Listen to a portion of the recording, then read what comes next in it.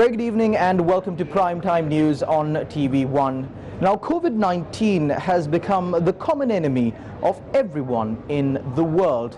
And battling this deadly pandemic in the front lines are the health sectors and other related sectors here in Sri Lanka and across the world.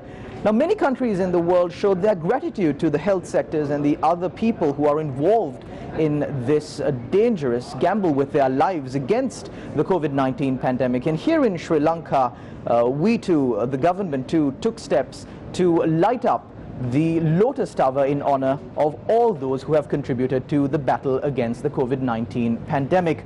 Now, in terms of the news that's surrounding this global outbreak today, first we will be taking a look at the situation here in Sri Lanka. Of course, you know that a number of patients were identified in Jayala, in a certain village in Jayala, and how has the developments been since the identification of these patients? How far can this jeopardize the operation that is being conducted by the government of Sri Lanka against the COVID-19 outbreak? Also, we will focus on the issues that have been faced by farmers here in Sri Lanka with not being able to sell their produce and the programs that have been initiated by the government to sell or purchase these stocks of vegetables and fruits from the farmers. Also, there is another issue that is plaguing all Sri Lankans, which is the fact that the legislature of the country currently stands dissolved. Can the election be held in the midst of this great crisis? Stay tuned. We've got the details lined up for you. The number of COVID-19 patients rise up to 198. Security in Jayala tightened. Wearing protective face masks is mandatory from today, says police. New bank accounts introduced to deposit unlimited foreign currency.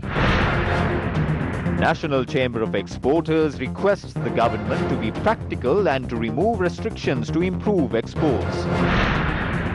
America reports 2,108 COVID-19 deaths within 24 hours. Now, taking a look at those stories in detail, up first, the gratitude shown by the general public of Sri Lanka towards those involved in the fight against COVID-19 here in Sri Lanka. The Lotus Tower has been lit up in the color red. Now, of course, as mentioned before, this was done in honor of the service provided by the medical sector and all other sectors that are contributing to the control of the COVID-19 outbreak here in Sri Lanka.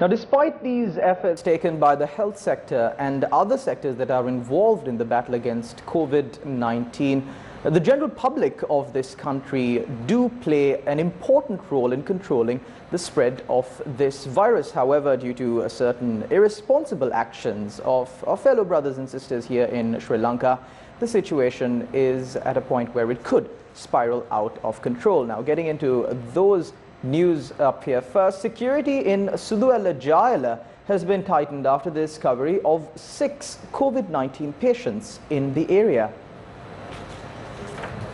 Reports have surfaced that some of the infected people are drug addicts and that they have associated with a large number of people. He is a person who is addicted to drugs. Other people who had associated with him are difficult to find because there is a massive network. Therefore, this will become very dangerous to Suduella in Jayala. It was reported that the spouse of the first person who was infected with the virus has also become positive. Steps have been taken to send his spouse and her 7-month-old infant to the IDH. A person who had contracted the coronavirus was earlier identified from Suduella Jayala, and the people who had associated with the infected person were informed to self-quarantine. However, as they failed to comply with the instructions and evaded police, the group of 28 was arrested following a search operation. The group was moved to the Oluville quarantine facility operated by the Sri Lanka Navy, and 6 of them tested positive for COVID-19. Health officials said the first COVID-19 case detected from Jayala comes from Swarnahansa Villa in Suduwella, and this person had closely associated with the COVID-19 victim from Maradana. The 6 people who tested positive for COVID-19 yesterday are friends of the first person who tested positive for the virus in Suduwella. The Suduwella area in Jayala is home to approximately 6,000 people. Meanwhile, 40 residents from Palace Pereira Mawatha in Jayala were taken to the Jayala grounds where samples were obtained from them for tests. Authorities believe that these people were in contact with the first COVID-19 case detected from the area. We found out that this person had many close ties with a large number of people in Suduwella, Jayala. We found out that he had even close ties with the deceased person in Maradana. This is just like defusing a powerful bomb before exploding. We are of the view that a normal quarantine procedure will not be enough considering the behavior of the residents of Suduwella. There is a chance that the successful process that we are carrying out might be turned upside down by the residents of Suduwella.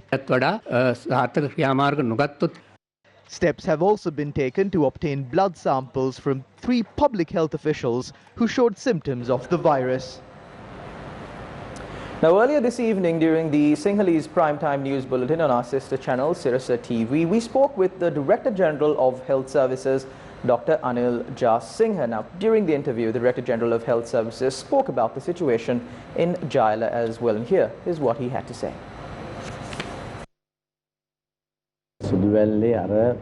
The infections were spread through a 3-wheeler driver in Suduwella, Jayala.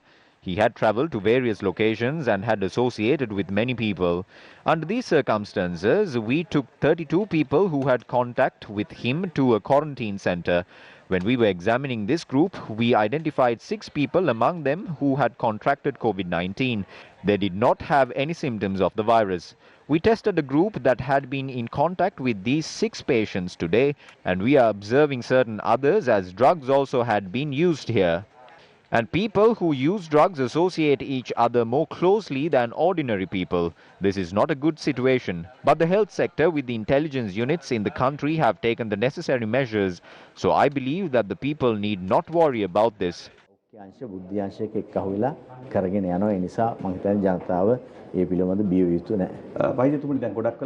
Doctor, although this incident was reported from Suduwella, the people living in the general area of Jayala too are worried. They are worried as to what will happen to them. What is your message to them right now?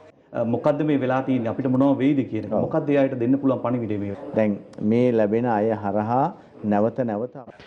message is that we are discovering people who have been in contact with these people. Since the day that we started detecting patients on the 11th of March, we have only been detecting patients based on the connections to patients who came down from overseas or those who contracted the disease in the country. About 10 days ago, we began to conduct the PCR test in various locations of the country. Even doing these tests, we only identified people who had been in contact with the initial patients. So this is a good situation. We hope to take more samples of people in this area. We collected samples today as well, as we will continue to do so tomorrow. So the people do not have to worry. All they have to do is stay at home, and there will be nothing for them to worry about. When we look at the global situation, we can see that certain countries are showing a sharp rise in the number of cases as well as the number of deaths due to the virus. How is Sri Lanka faring in this context? We are actually currently controlling the situation in Sri Lanka. Since the 11th of March, not one day went by where we acted without a proper plan. The government took strong decisions. We took strong decisions. It is through these decisions that we were able to control the spread of the virus. The problem will only get worse if this spreads in the society. We are attempting to prevent this spread. If the virus is spreading in the society, even we will find it difficult to identify where it is spreading. If that happens, we cannot take decisions similar to the ones we are taking now. So it is extremely important to control this at this phase, or this will become a massive problem. Now on to one of your headline-making stories this evening. Wearing protective face masks is now compulsory for anyone travelling on main roads and by roads. The police spokesperson SP Jali Senaratne said that measures will be taken to turn back those who are not wearing a face mask on the road. Moving on to more local news, the Export Development Board yesterday made a call for the immediate recommencement of exports that may have been suspended due to the partial shutdown of the country for 3 weeks as part of the efforts to mitigate the spread of COVID-19. Sri Lanka's merchandise exports in January were down by 7.4% to $961 million, and in the first 2 months they were down 3.6% to $1.93 billion from a year earlier. EDB said, quote, "We are confident that we will weather this storm as we have done in the past. Sri Lanka will emerge stronger than ever and continue focusing on our main goal, recommencing exports, restoring them to their former level and increasing them," unquote. EDB has requested all the export sector to reactivate the factories and start their productions immediately, and it is very important that EDB takes the lead on reactivating our export sector, which is very, very important for our economy. And at this particular juncture, given that everyone is facing very difficult situation in terms of businesses, it is very important to also keep in mind these productions are somewhat complicated. Your skilled labor may be not in Colombo, or they may have gone to their respective villages, and it's important that we go with a comprehensive plan. So it is important that the government also announce how are they going to lift the curfew, whether it's going to lift first in out of Colombo areas and then it comes to Colombo, or what should be the comprehensive plan.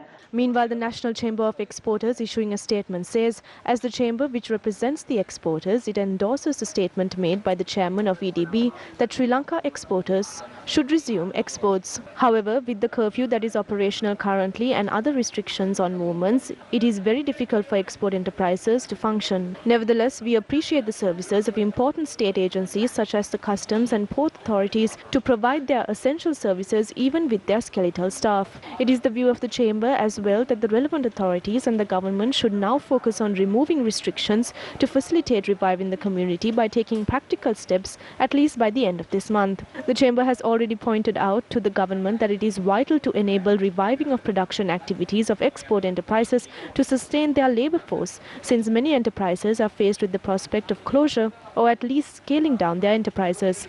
If this happens, many wage earners will lose their livelihoods.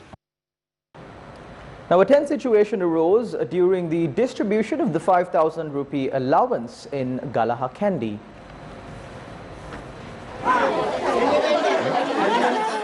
Tensions flared at a house in Galahakandi.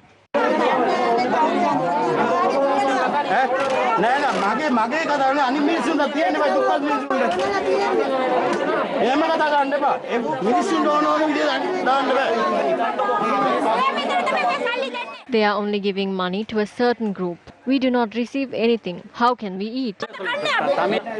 Why are they doing this? Why are they doing this to poor people? The money allocated for us is not here. We only get our salary if we work. If we don't work, they cut our pay for the entire day. They had included my name as well and only given this money to my daughter. Our father does not have a salary as well.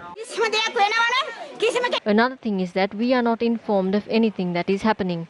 They are treating the people at the top of the road differently, and the people at the bottom of the road are treated differently.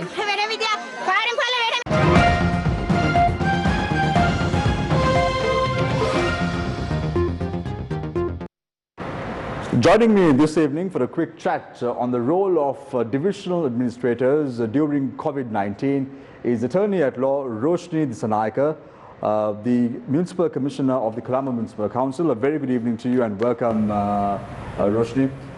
Starting off, tell us the role of the divisional administrators, because right now, as we speak, the limelight is on the health sector personnel as well as the security forces personnel. It seems that the role of the divisional administrators have been swept under the carpet. What is the role of the divisional administrators who are carrying out yeoman service at present?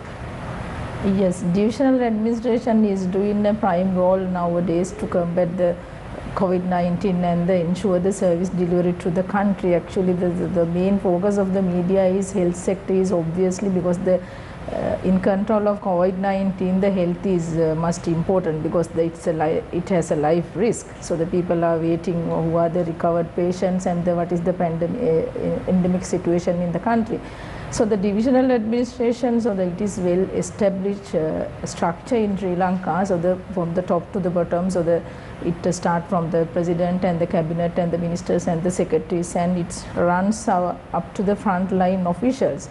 So all the service deliveries channel is the divisional administration. Right now, so all 332 divisional administrations are working 24 hours. I personally know they are delivering their services 24 hours using the rosters, and they're neglecting their personal risk also, because the divisional administration cannot omit the accountability to the people. You know, all the people in the villages and the ground level are the more touch with the divisional administration through the frontline officials. Roshni, when we speak about the population in certain areas, Colombo city limits is supposed to be one of the most densely populated areas in Sri Lanka. How has the Colombo Municipal Council been able to reduce the number of COVID-infected patients right now? Because as we speak, the number of infected patients stands at 18. Only one death has been reported from a densely populated area like the Colombo city limits. Well, good question. Actually, so since the first patient reported in Sri Lanka, so the Chinese lady, so we being the Colombo municipality, we had a very lengthy discussion how to avoid it to penetrate to the city. So initially we took some measures.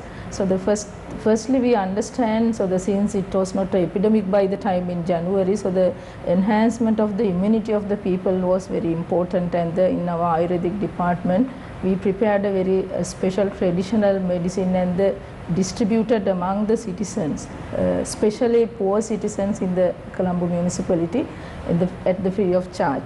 And secondly, we pre-ordered all the chemicals needed for the disinfectants and the hand sanitizers, to having some understanding, some clue about the upcoming endemic situation.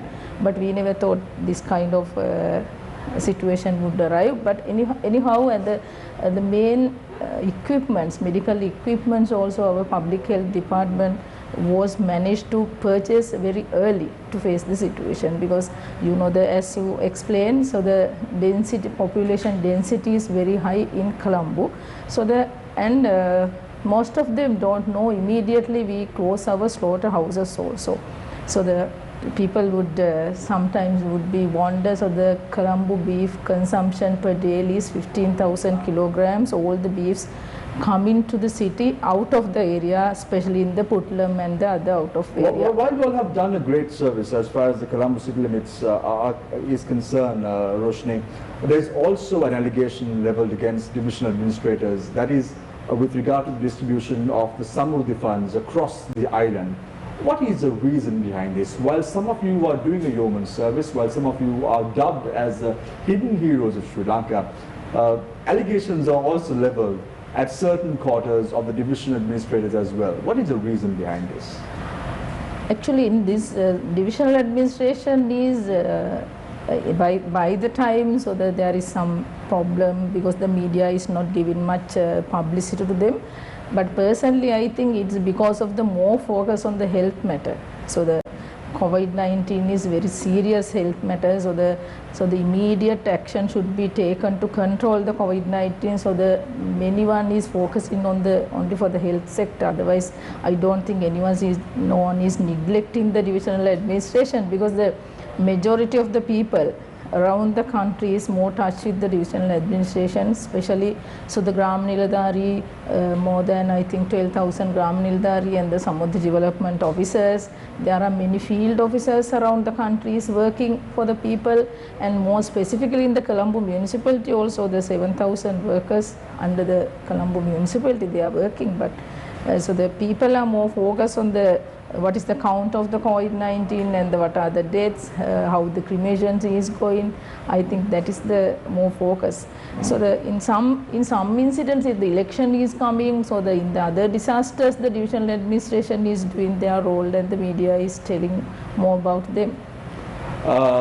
If you can turn towards me, Roshni, it becomes much more personal for us to have a chat with regard to how the things are moving across in Sri Lanka in terms of the Colombo Municipal Council. Now, there are many daily wage earners in the country as we speak who are dependent on the Colombo Municipal Council. What is happening to them?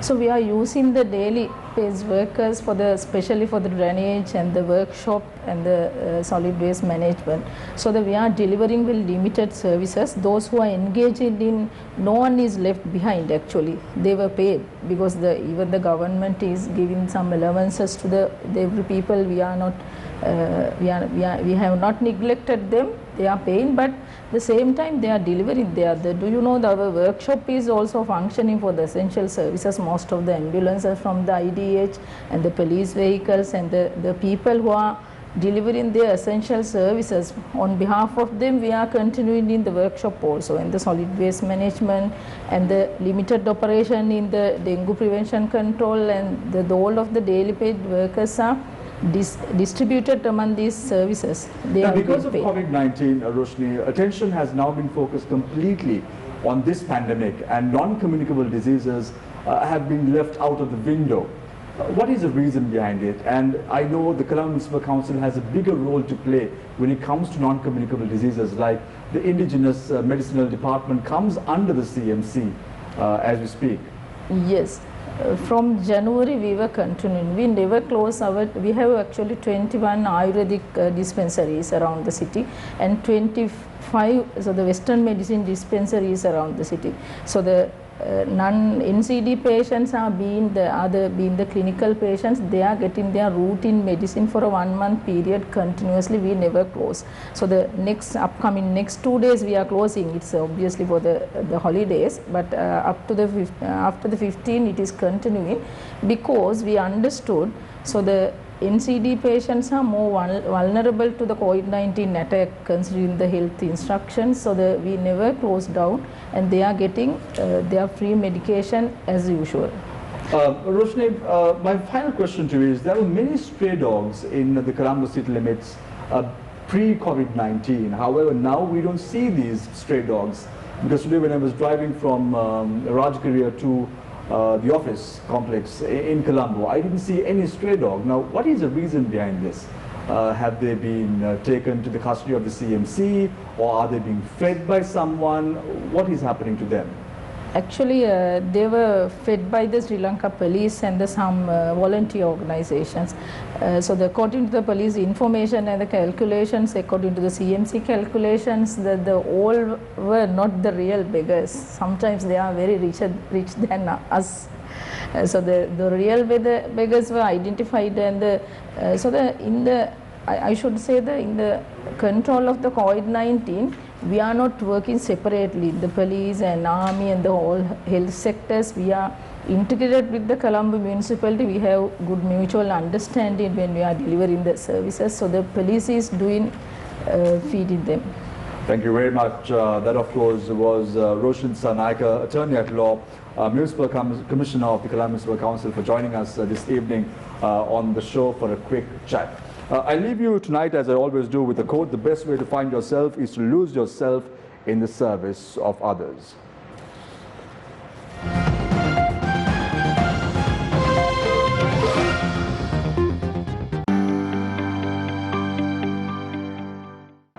There has been a message quoting Ratan N. Tata, the chairman of car manufacturer Tata, stating that there is to be a huge downfall in the economy due to the coronavirus. However, Ratan N. Tata has tweeted saying that he has neither said or written anything as such. He also urged the public to verify messages circulating on social media platforms. A video which clocked up more than 10 million views over just a few days claims to show food parcels left on the street for those in need during the coronavirus outbreak. Some posts say it was shot in Turkey, while others claim it shows a city in Iraq or India. Most praise the video for showing how their country is helping the poor. The film is genuine, but it's 2 months old, so the posts are misleading. The donations were not for people affected by coronavirus, but for the victims of an earthquake. Another video emerged claiming to show Italian police arresting a man for evading the country's strict lockdown rules, and a version posted on Twitter in India has racked up more than 750,000 views. However, it was filmed in Brazil and actually shows the arrest of a man in Sao Paulo for something unrelated to coronavirus. A voice note in Arabic criticizing the state of a famous hospital in Jerusalem has been circulating on WhatsApp, with the photo showing patients lying on the floor. Several Arabic news sites have used the photo in articles about how the Israeli hospital is struggling to cope during the coronavirus outbreak. However, the hospital has denied the reports, stating it was not the hospital in the photo, and a closer look has found its real location to be Madrid, Spain.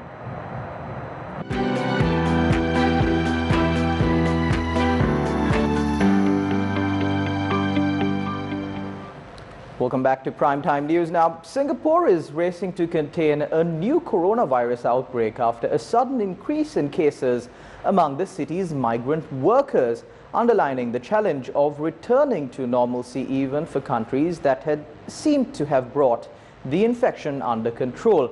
There were 198 new cases of COVID-19 infections in Singapore yesterday, bringing the total number of infections across the 2,000 mark to 2,108.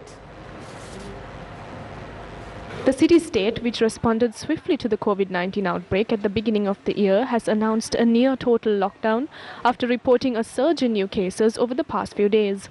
Total infections have jumped more than 60% in the past week to 1,623, including 120 on Sunday and 142 on Wednesday. On Wednesday, Singapore also reported a 7th coronavirus fatality. A 32-year-old Indian man died while waiting for results the day after he was tested. His chest X-ray showed no signs of pneumonia. The Minister of Health, citing the emergence of new clusters and growing numbers of patients without links to confirmed cases, said, quote, "The trend is particularly concerning in the past week," unquote.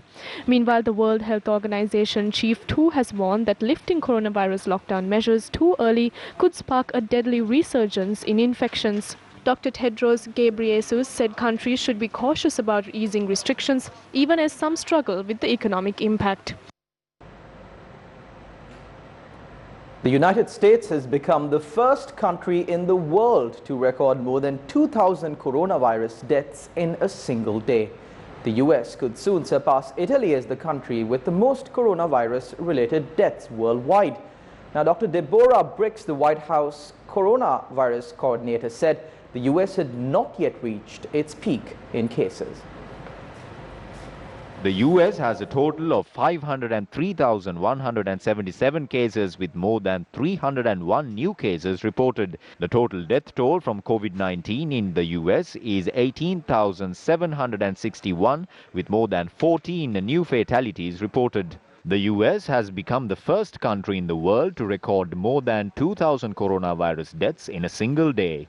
The US could soon surpass Italy as the country with the most coronavirus deaths worldwide.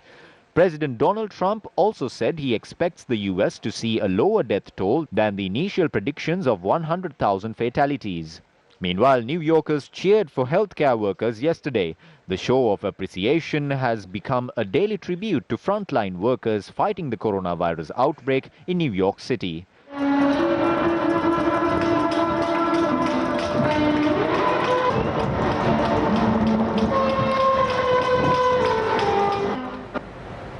The Director General of the World Health Organization welcomed the apparent slowdown of infections in some European countries yesterday. He also noted that countries should be cautious about easing restrictions, even as some struggle with the economic impact. He said that the World Health Organization was working with governments across the world to form strategies for easing restrictions, but added that this should not be done too soon. As of 6 p.m. today, the total number of COVID-19 patients in the world stood at 1,700,741. The total number of global deaths, 102,774. A total of 376,572 people had recovered from the infection. The countries with the highest number of confirmed COVID-19 patients are as follows: The United States, with a population of 327.2 million people, has 503,177 confirmed cases, 18,761 deaths, and 27,314 patients have recovered in the United States. Spain, with a population of 46.75 million, has 158,273 confirmed COVID-19 cases. A total of 16,081 deaths and 55,668 people have recovered from the infection. Italy, with a population of 60.5 million people, has 147,577 cases. The country has reported 18,849 COVID-19 related deaths, while 30,455 people have recovered from the infection. Germany, with a population of 83.8 million people, has 122,171 confirmed cases. The country has reported 2,736 deaths, while 53,913 patients have recovered in Germany.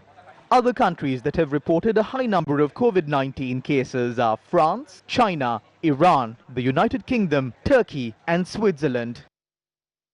Meanwhile, Italian Prime Minister announced that Italy will remain in full lockdown until the 3rd of May to stem the tide of the new coronavirus infections. Only grocery stores and pharmacies have been allowed to operate since the lockdown started. The UK Health Secretary said there have been cases where medical workers have used more personal protective equipment than necessary after a doctors' union warned that many doctors were not getting the equipment they need. The British Medical Association said doctors faced heartbreaking decisions over whether to carry on without proper protection. Former Liverpool football star Sir Kenny Dalglish has tested positive for the coronavirus and is in hospital, but his family say that he is showing no symptoms. Delhi's Chief Minister Arvind Kejriwal has tweeted India will extend its lockdown to control the spread of the coronavirus. The sudden imposition of a 21-day lockdown in India to stop the spread of the coronavirus has thrown the lives of millions of children into chaos. With 472 million children, India has the largest child population in the world. The lockdown has impacted around 40 million children from poor families. Health officials said yesterday that a Yanomami teen died after testing positive for the new coronavirus, raising fears that the pandemic will spread among the largest indigenous tribe in northern Brazil. The government launched a program today to purchase stocks of vegetables from farmers who were unable to sell their produce.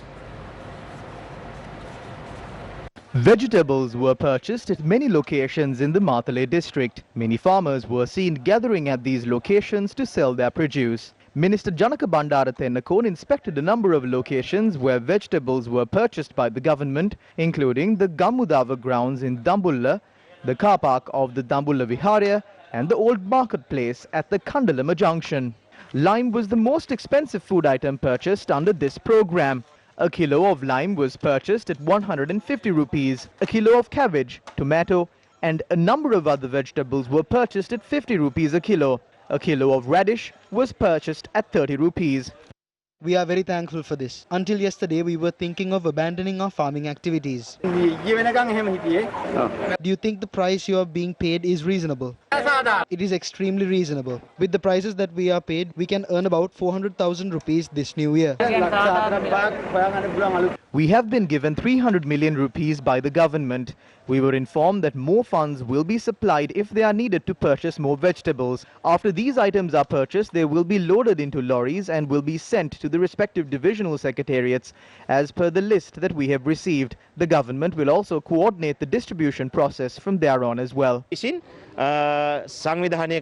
Meanwhile, the national organizer of the All Ceylon Farmers Association, Namal Karunaratna, looked into the program that was launched by the government at the Gamudava grounds in Dambulla today.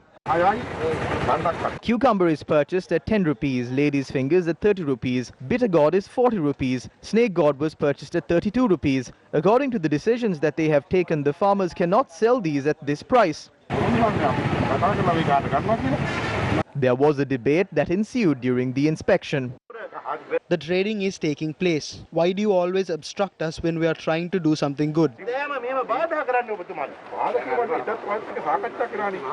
I am not obstructing you. We had a discussion prior to this as well. This is purchased at 50 rupees. Could you tell me who else would purchase tomatoes at 50 rupees? Look at the stock of tomato. Look at these.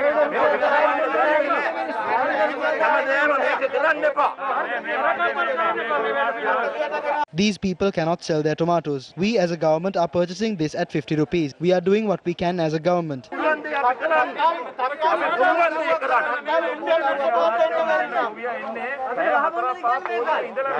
This has changed here, and this is what I wanted to talk to you about.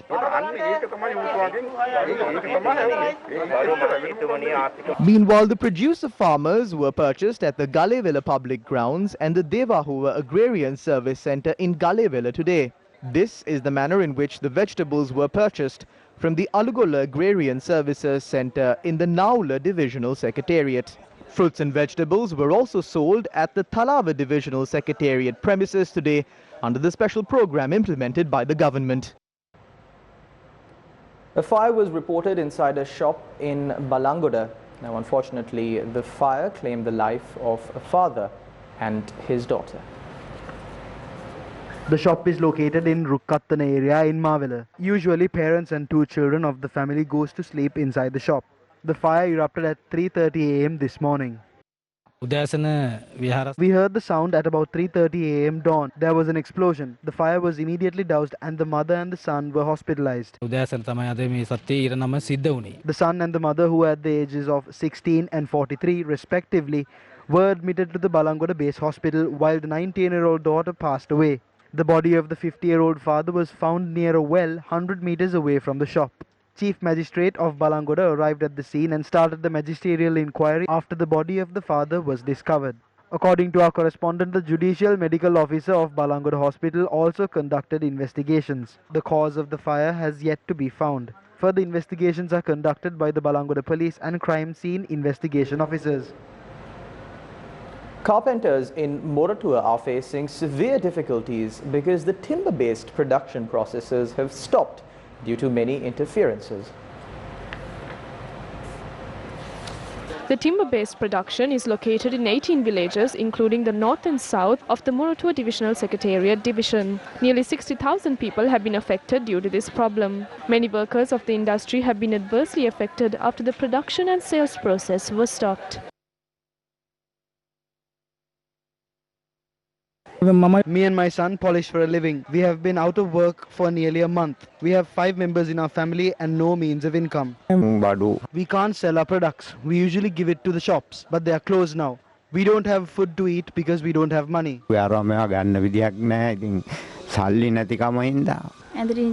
Ever since the curfew was imposed, the business has gone down. We don't have jobs. There is no wood to be seen anywhere. There is no mode of income. Workers of the industry said the government should interfere and introduce a system that protects the industry. The situation is really bad. We are desperate. We earn money only by selling our products. We demand a relief package to be given to us. Individuals who are involved in the carpentry industry were financially independent in the country but are now living uncertain about what the future holds. Now, issuing a media release, the Director General of the President's Media Division states that the reopening of schools for the second term has been postponed until the 11th of May. Now, initially, schools were due to reopen for the second term on the 20th of April. However, according to the media release issued by the Director General of the President's Media Division, it states that the decision to postpone the reopening of schools for the second term was taken to protect students from the COVID-19 outbreak. The release further adds that the Ministry of Higher Education has been instructed to hold discussions with university officials and the University Grants Commission before deciding on a date on which universities can be reopened. Now, moving on in more local news, Field Marshal Sarat Fonseca says that instead of holding an election, the current challenges faced must be tackled using the parliament that was dissolved. As we can see, the country is in no state to hold an election. We must definitely prioritize the safety of the general public of the country. So as an alternative, the parliament must be convened. We see that a certain handful of people in the country from various professions are making statements saying that a totalitarian rule is good for the country, as we have food to eat and all other necessities. In making such a statement, they have demeaned themselves and damaged their reputation. They have insulted the principles of democracy and the sovereignty of the people. They are making these statements with the intention of lining their pockets by licking the boots of totalitarian rulers.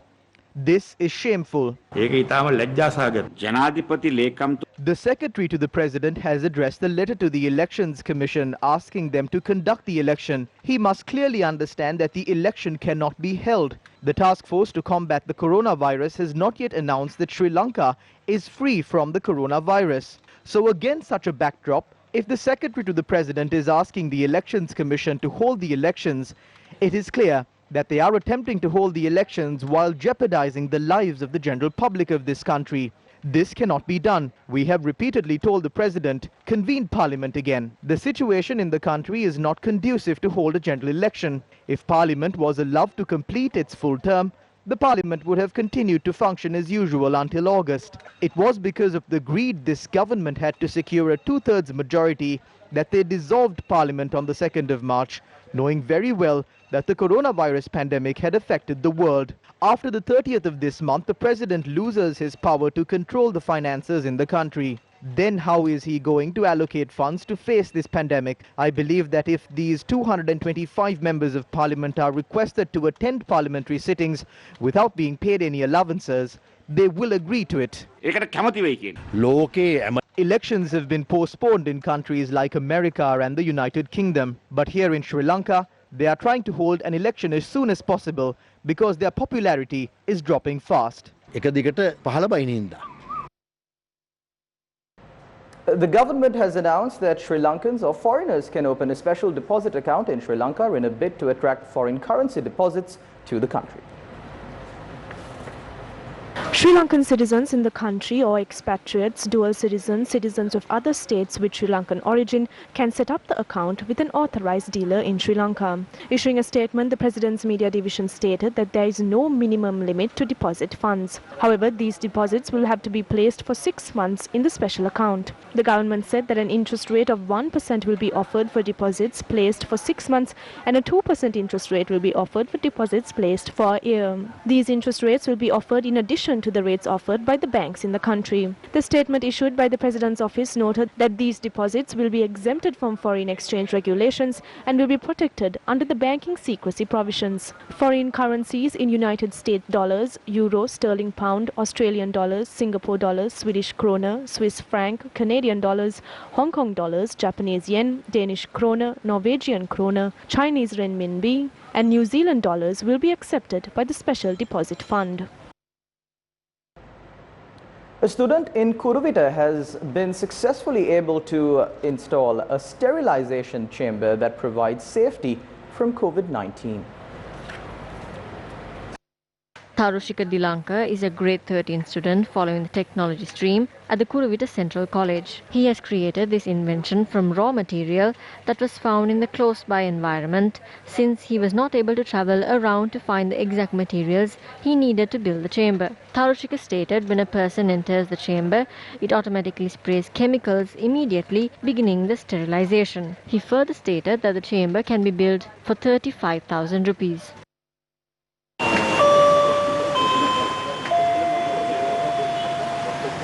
I thought of this idea because of the current situation. The chemicals used for disinfection are both expensive and this chamber collects the remaining chemicals and reuses it. Afterwards, it gets heated to 100 degrees Celsius and releases the steam. His first invention has been installed in the Kuruvita police station, giving special protection to the officers in the station. The curfew, which was imposed for 19 districts excluding Colombo, Gambha, Kalutara, Kandy, Jaffna and Putlam, was extended till 6 a.m. on the 16th of April, where it will be relaxed and reimposed at 4 p.m. on the same day. Now, earlier it was announced that curfew for those 19 districts will be relaxed at 6 a.m. on the 14th of April. However, the decision had thus been reversed. A statement from the President's media division said the curfew for Colombo, Gampaha, Kalutara, Kandy, Jaffna and Putlam districts will be in effect until further notice. The areas which were classified as isolated areas will also continue to remain isolated until further notice. The statement re-emphasized that movement between districts is strictly prohibited and the law will be strictly enforced against those who abuse the mechanism in place to continue with essential services. Now, with the entire country being in quarantine or under lockdown, with the curfew being imposed across the country, News First composed a song, Negitimu Sri Lanka, to bind with the hearts of the general public and inculcate good feelings within them. We leave you tonight with that song, Negitimu Sri Lanka. Do stay at home, stay safe, take care, and God bless. I'm Charlene Benedict for the News First team with our interpreter for the night, Brian De Cruz. Gammadda Negitimu Sri Lanka, best YouTube video of the day.